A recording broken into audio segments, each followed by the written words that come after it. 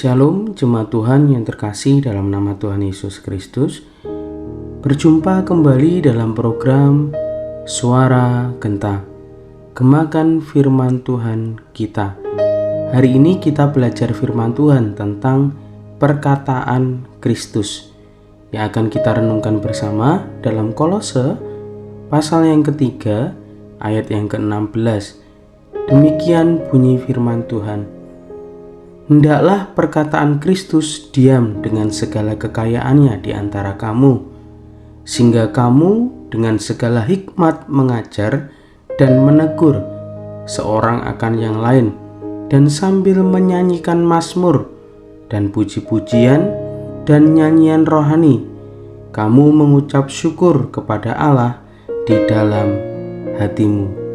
Bapak Ibu Saudara yang terkasih dalam nama Tuhan Yesus Kristus, setelah Paulus menyampaikan tentang damai sejahtera Kristuslah yang harus memerintah dalam hati setiap orang-orang percaya, kini dalam teks selanjutnya pada pembacaan hari ini, Paulus juga menyarankan tentang perkataan Kristus. Perkataan dalam bahasa Yunani adalah logos, yang berarti firman. Dalam hal ini firman itu adalah Alkitab. Firman itu adalah ajaran-ajaran yang Yesus sampaikan.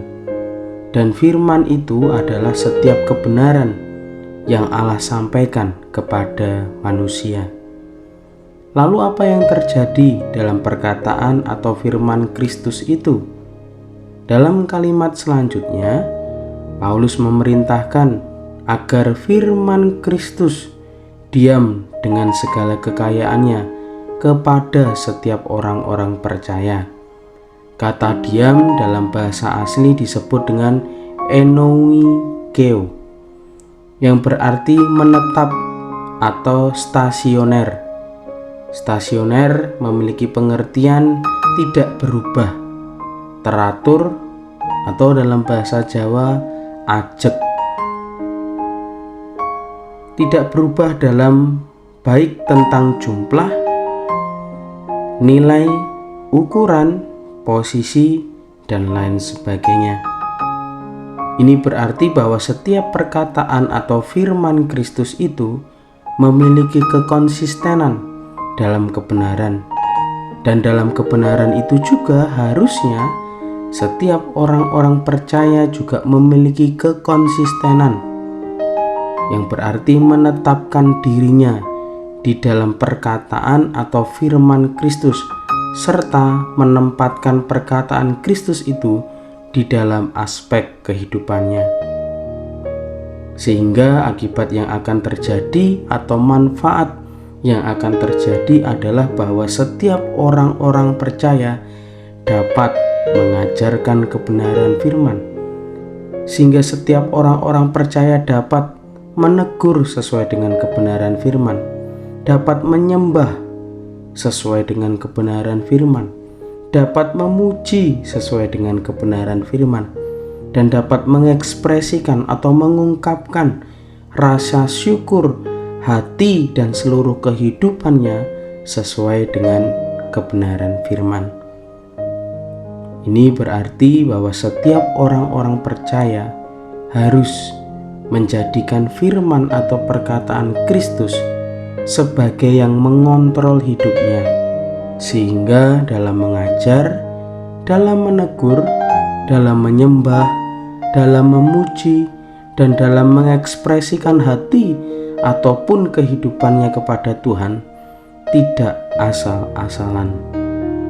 Menjadi perenungan bersama, perkataan atau firman Kristus tidak dapat terlepas ataupun dipisahkan dari setiap kehidupan orang-orang percaya. Yang ini berarti, pertama, sebagai orang percaya dalam kehidupannya harus terus mau dikontrol dan dikendalikan oleh perkataan Kristus. Dan yang kedua, sebagai orang percaya dalam kehidupannya akan selalu melihat dan kembali kepada kekonsistenannya di dalam perkataan dan firman Kristus.